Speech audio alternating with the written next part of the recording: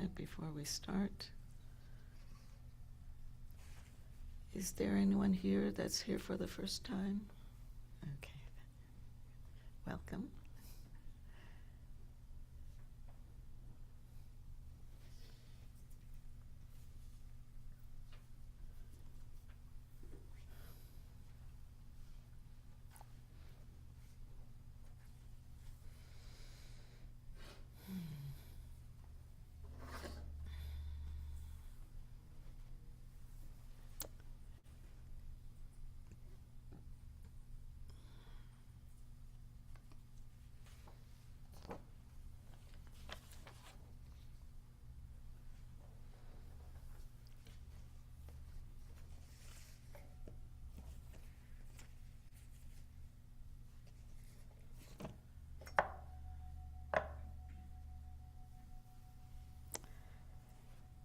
Okay, so it's 10 o'clock. Time to start our Sunday meditation.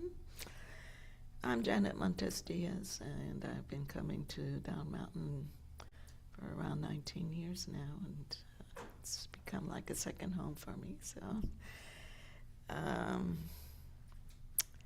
I want to welcome all of you, and I'd like to just, for the benefit of those that are here for the first time, I'd like to let you know how we're going to proceed today. We always start out with opening aspirations. Then we do a meditation that will last about 20 minutes. After that, we have I'm going to read from this book by Pema Chodron, Comfortable with Uncertainty. I read one chapter from there, and we can discuss it for a little while. Then we do a closing meditation that's similar to the meditation we're going to do next.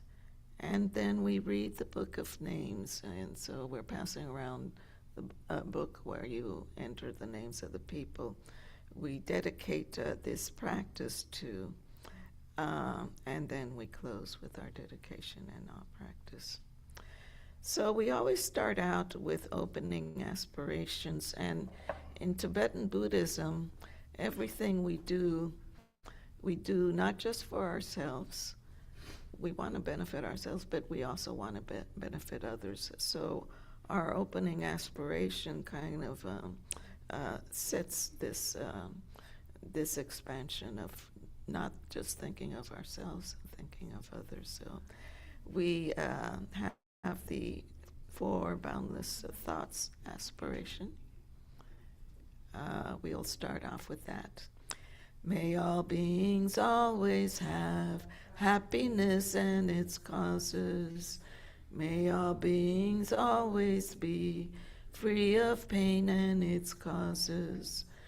May all beings always be pain-free and live happily.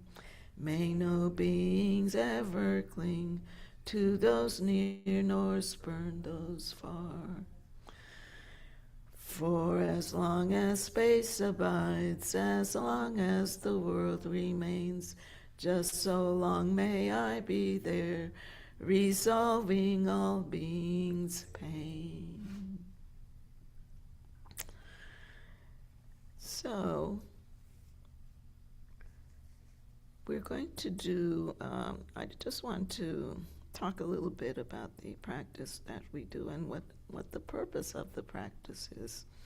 Basically, this practice, as I said at the beginning, we do it to benefit ourselves, but also benefit others. We want to let go of whatever is holding us back.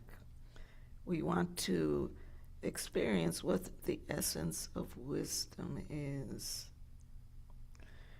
And we want to develop our attention. We want to develop our ease. We want to know and feel how it is to be at ease, to be at rest. Experience a little of expanded openness. So how do we go about doing this? First, we have to settle. And we have what we call our three pillars. So first, you want to settle in a comfortable position, either in a chair or on a cushion. And we want to feel first the contact of our seat on the cushion, on the chair. We want to feel that this contact, that we have a support coming from this contact. And that support comes from the very center of the earth.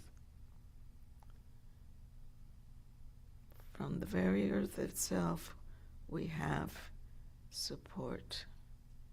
So this helps us to be a little bit more at ease, knowing that that support is there.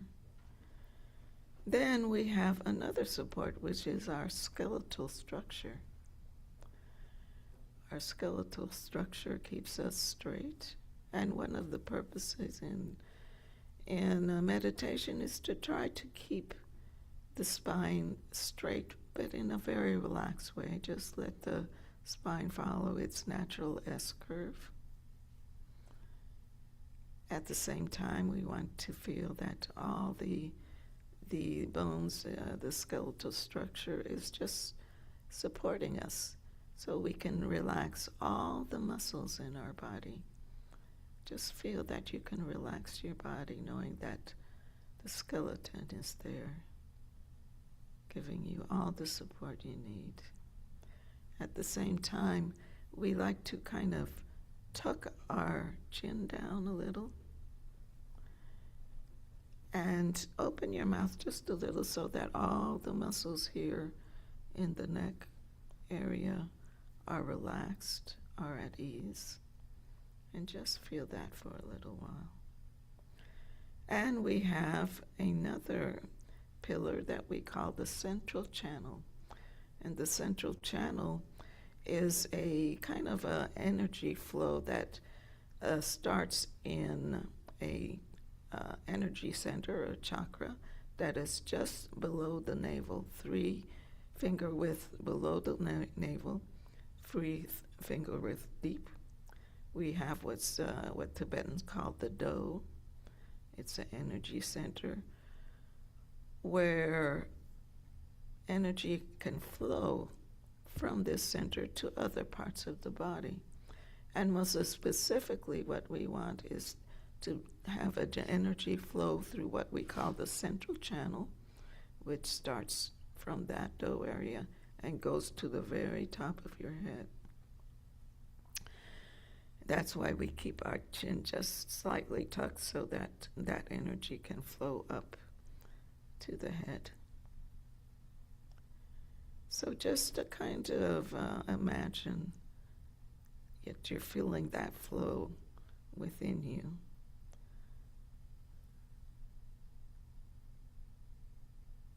And now another part of our practice is that we like to practice with our eyes slightly open. And this is because, or one of the reasons why we do this is as we develop our attention, we want to have that sense of mindfulness be with us throughout the day, with daily living, whatever we do. So we kind of try to keep that or practice that by meditating with our eyes slightly open, but in a very open gaze, not looking at anything specifically, just around 3 feet in front of you. And if you find this too distracting, if you're new to meditation, it's okay if you want to close your eyes. But just keep that in mind and try to do it once in a while. So what we're going to do when we develop our attention, we have to have our attention placed on a specific thing. And in Tibetan Buddhism, the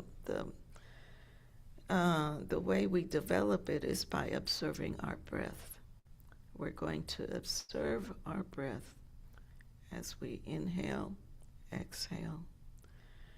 We can even imagine that our breath as we inhale is going down to the dough, and as we exhale, it goes up through the central channel.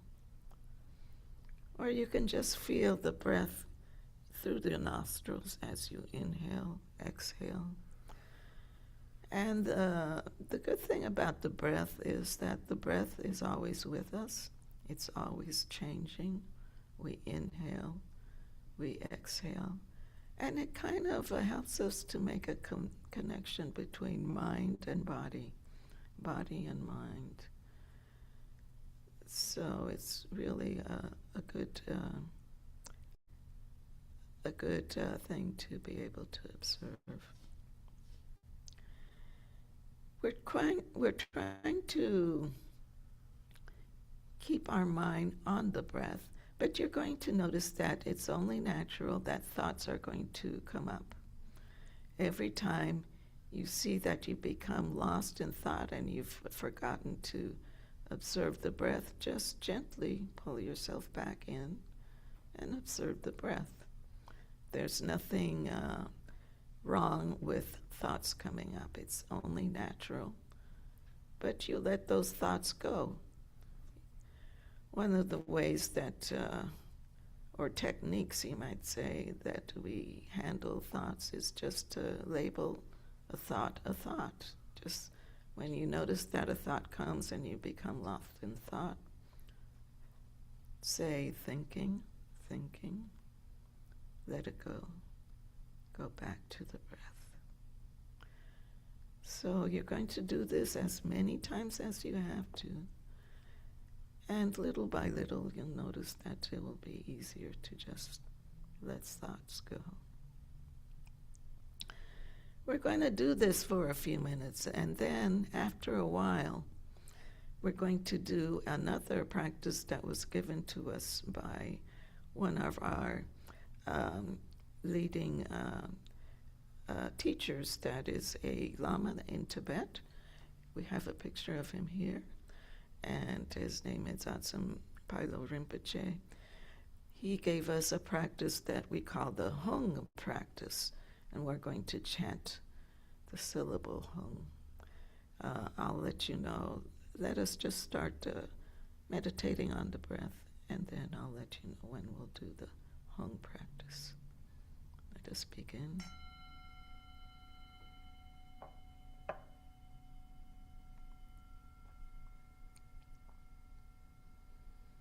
Observe the breath.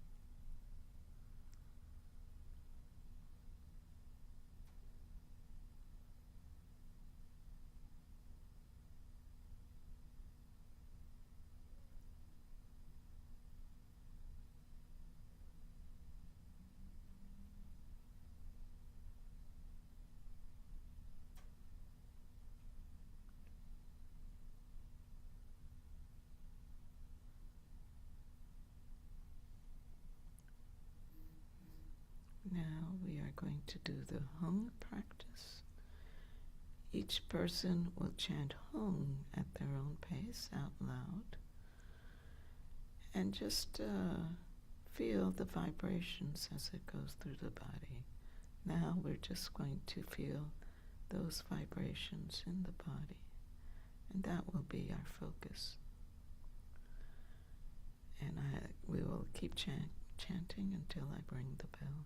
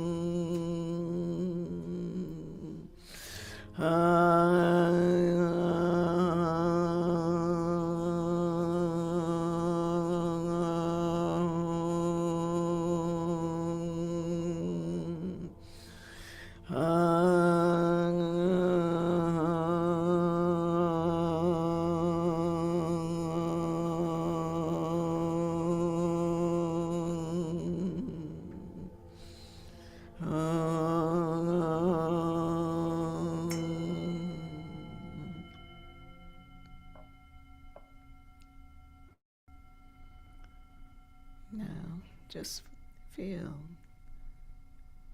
how does your mind feel right now? How does your body feel?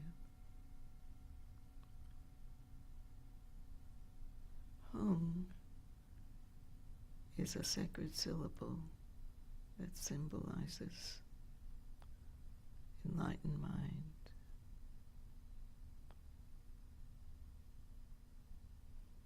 It usually helps to ease a little the mind, make it more relaxed.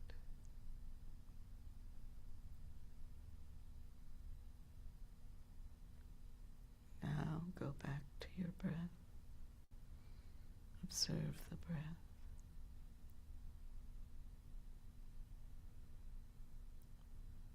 If you become lost in thought, ask yourself, why did I come here today? Why am I here? And just let the thought go. Go back to the breath.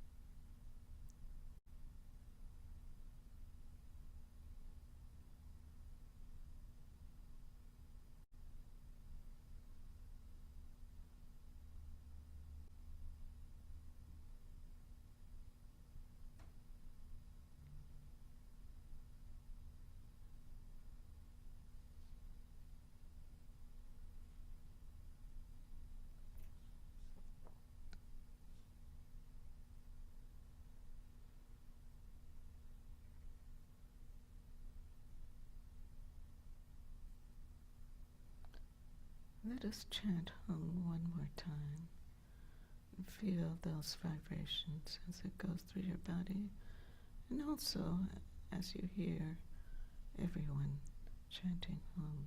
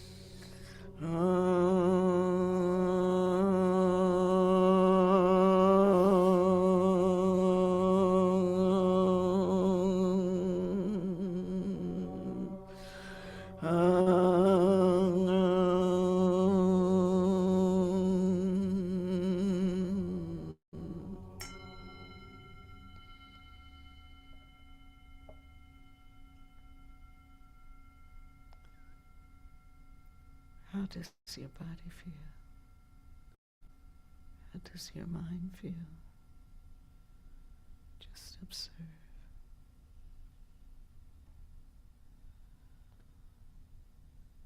Now go back to the breath. Observe the breath. Inhale, exhale.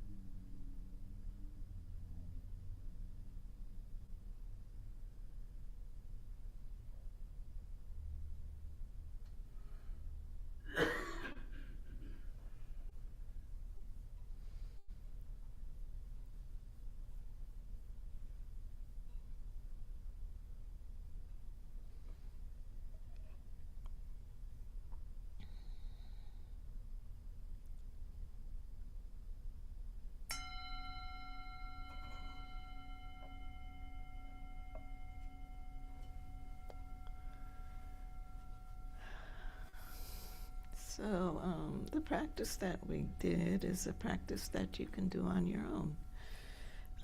And it's really good to have a daily practice, even if it's just for a few minutes a day. Or you can do just a few minutes 3 or 4 times a day.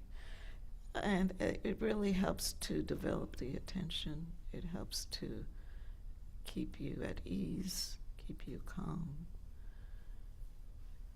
And if you're new to meditation, it's really good to start off in short intervals. You can just do 2 minutes of observing the breath, then take a break, then 2 minutes more, take a break, 2 minutes more. And that way you start to develop, and you can start expanding the time. Okay, so I'm going to read a chapter from this book. These are short chapters, and it is about suffering, the facts of life. And suffering, in Buddhism, is a very big issue. It is one of the 4 noble truths. Everyone suffers, and we all suffer in some way. So let's read this and see what it says. The 3rd mark of existence is suffering, dissatisfaction. To put it concisely, we suffer when we resist the noble and irrefutable truth of impermanence and death. We suffer not because we are basically bad or we deserve to be punished, but because there are 3 tragic misunderstandings. First, we expect that what is always in the process of change should be graspable and predictable. Because we mistake what is impermanent to be permanent, we suffer. Second, we proceed as if we are separate from everything else, as if we are a fixed entity when our true situation is egoless. Because we mistake the openness of our being for a solid, irrefutable self, we suffer. Third, we look for happiness in all the wrong places. The Buddha called this habit mistaking suffering for happiness. We become habituated to reaching for something to ease the edginess of the moment. Thus, we become less and less able to reside with the even the most fleeting uneasiness and discomfort. What begins as a slight shift of energy, a minor tightening of our stomachs, a vague, indefinable feeling that something bad is about to happen, escalates into addiction. This is our way of trying to make life predictable, because we mistake that what always results in suffering to be what will bring us happiness. We remain stuck in the repetitious habit of escalating our dissatisfaction. Okay, so there's some interesting principles here. And first of all, when we talk about suffering, it's not that we're, really suffering very deeply, but there's a certain dissatisfaction in our lives. Things irritate us. Things are not the way we would like them to be.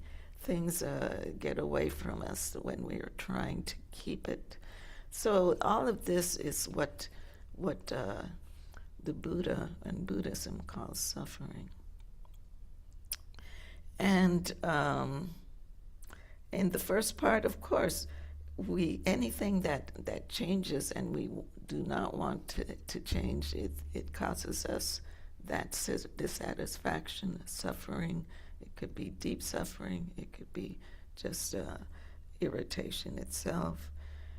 And in the second part, In Buddhism, we believe that really we are all one, and everything around us affects all of us, not just yourself. So that self-centeredness is what many times can cause us suffering.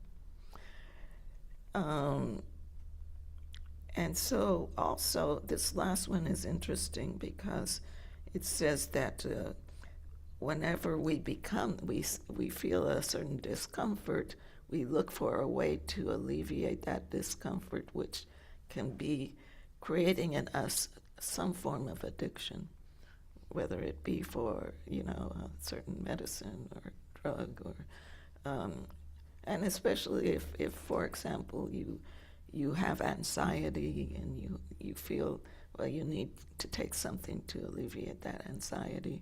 It's really, that anxiety is going to stay with you, but it becomes, you have a crutch of the whatever drug or medicine you're taking. So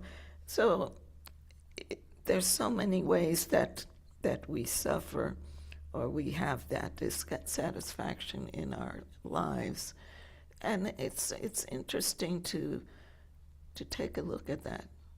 What is causing this suffering or dissatisfaction? What is it? So, does anyone have anything they'd like to add about this? Janet, Yes. I'd like to ask what page I have that book. I was just wondering what page that one is on. It's 29, page 29, and it's chapter 27. Thank you. Mm-hmm.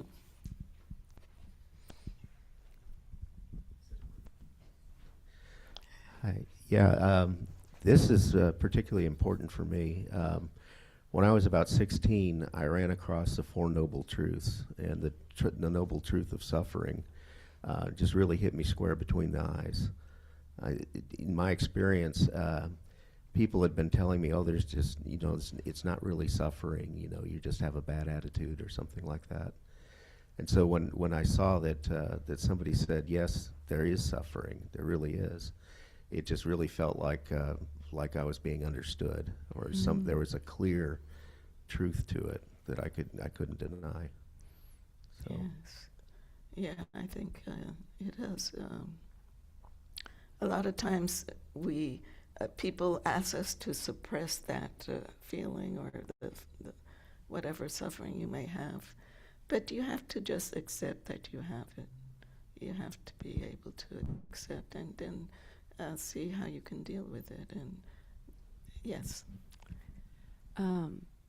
Thank you for sharing that, and it makes me think about the fact that it's easy to remember and to lean into the fact that we suffer when we feel sad or when something horrible happens. But I think that the hardest part is remembering that we're still suffering when we're not in that state. When things are going well or we're happy, like there's still an underlying suffering, or our like reliance on cause and conditions and effects that like still is a form of suffering. And so just remembering that it's always there rather than it's only there when you feel sad. Absolutely. Hard. Okay. Anyone else like to say?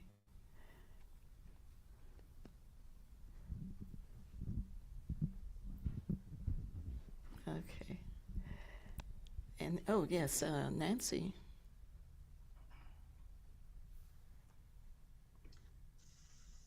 It struck me really today that I tie the feeling of suffering with helplessness and hopelessness, and that it's just suffering. I don't have to carry this bag of bad feelings along with that, because that's like also suffering. But Yes. pain is necessary. Suffering it's always there, but it isn't permanent. Yes, it is. Thank you for if the lesson. Yeah, it will. In some instances, it can pass, but I think we do need something that will make us realize that suffering we don't have to experience it through what Buddhism teaches us. So anyway, that's okay. Yeah, and actually, I believe the next chapter is going to be on hope and fear. So they'll be talking about hope and fear next weekend. Okay, so I'd like to. Oh, yeah, I'd like to, maybe if Emily can come and tell us about what activities we have coming up.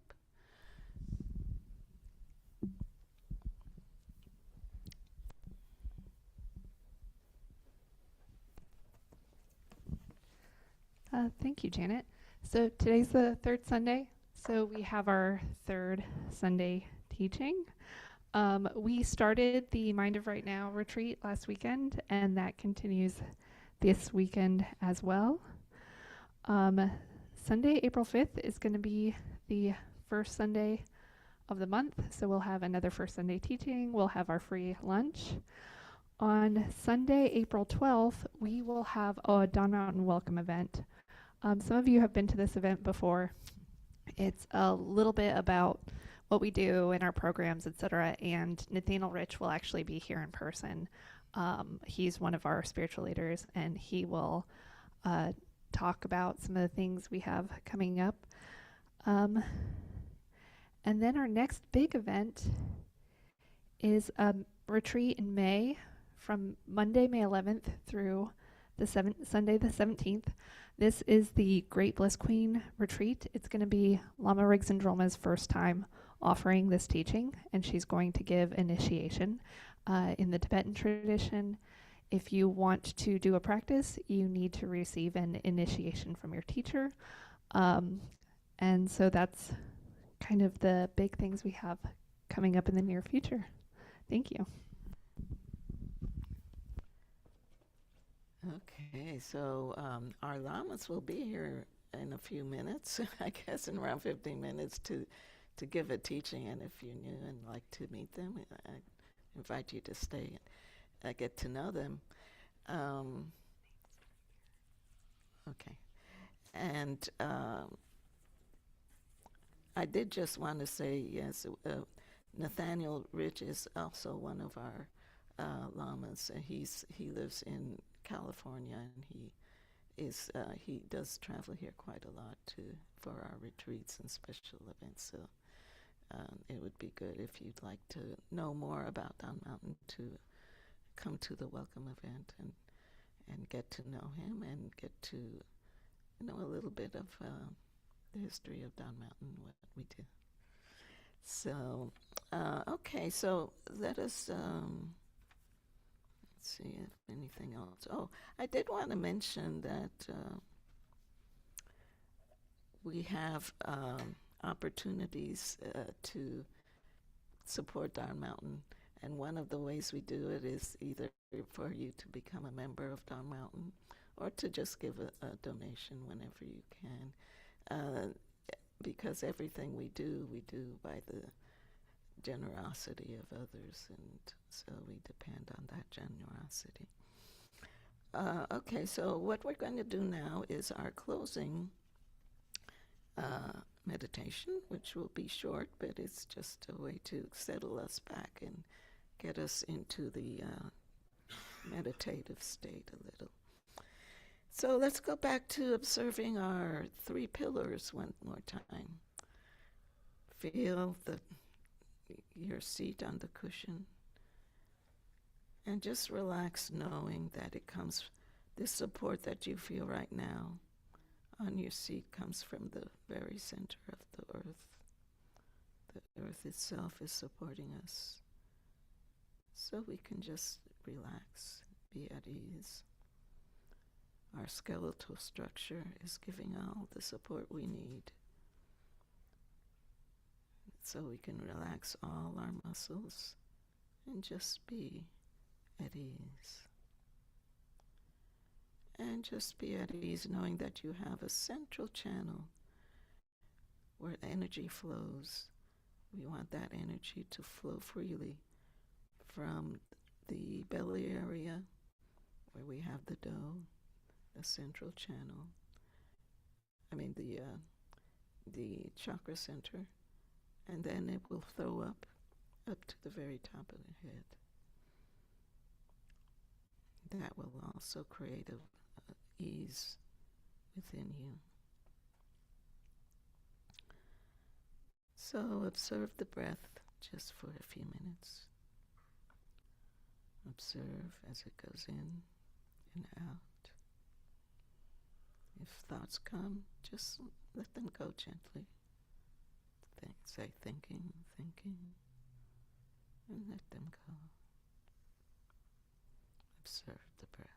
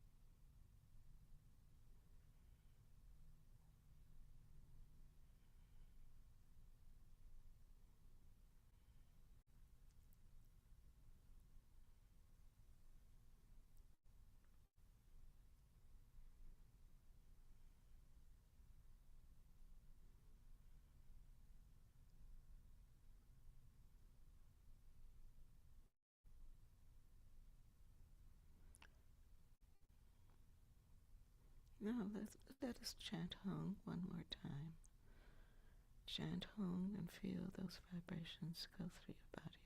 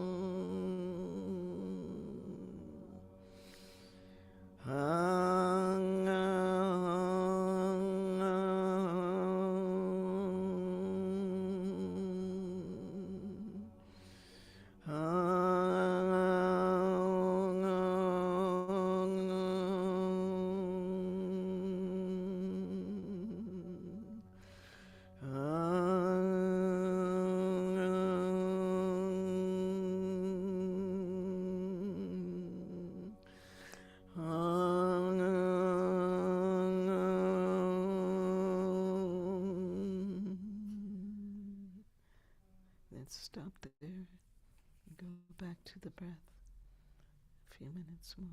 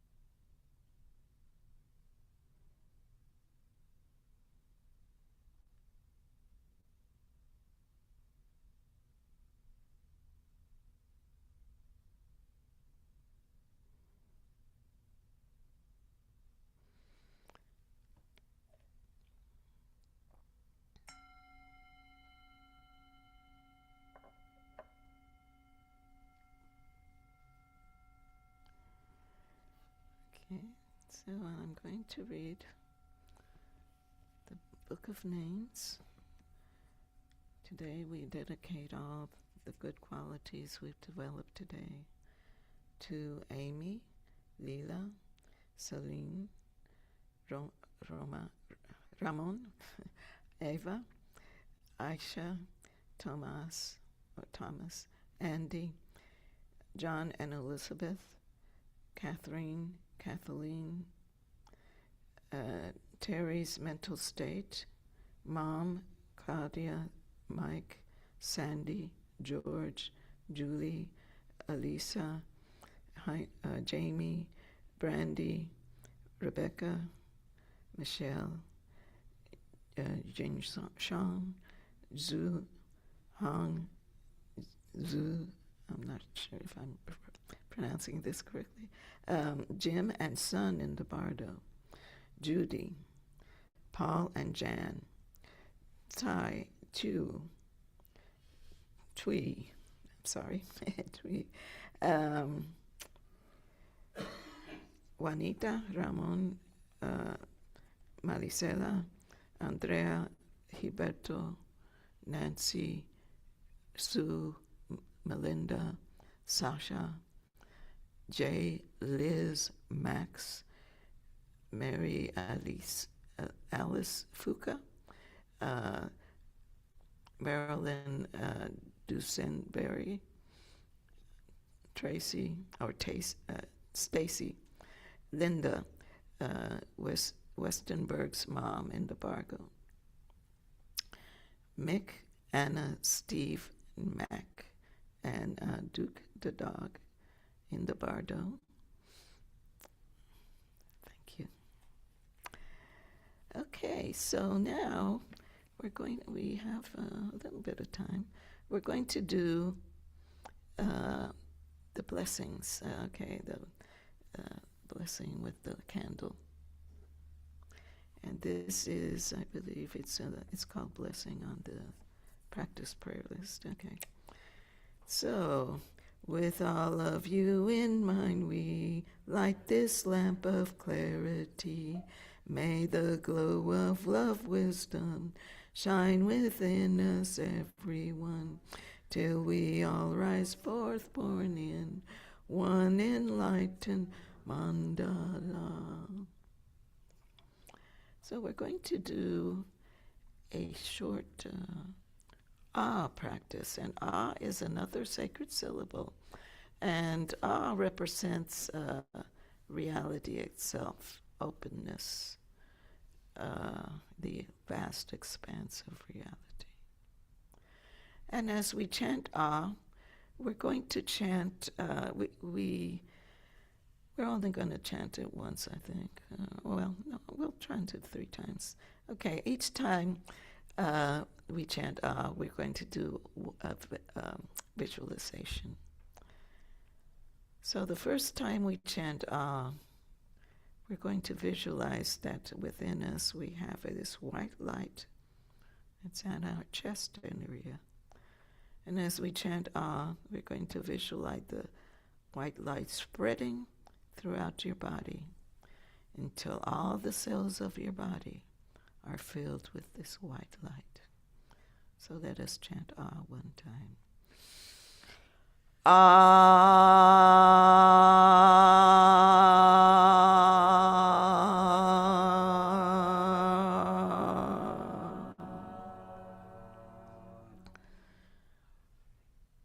This time, we're going to chant ah 1 time. And we're going to visualize that the ah that we have, the white light that is in our body, is going to spread out to each person in the room and to all that are on the Zoom link. All of us will receive white light, and all of us will send white light to each other.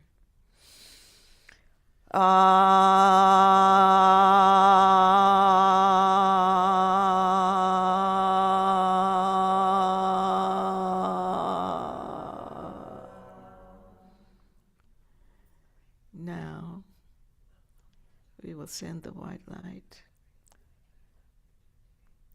to everywhere. We will send it to our city, our country. We will send it to all the earth, everyone, all living beings everywhere, and all living beings throughout the universe will receive this white light from us.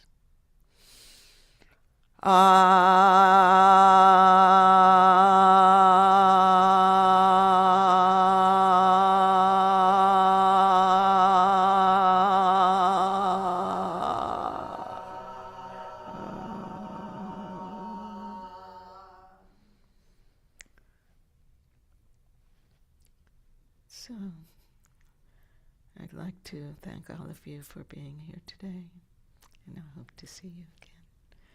And now we will have our lamas come and give their teachings.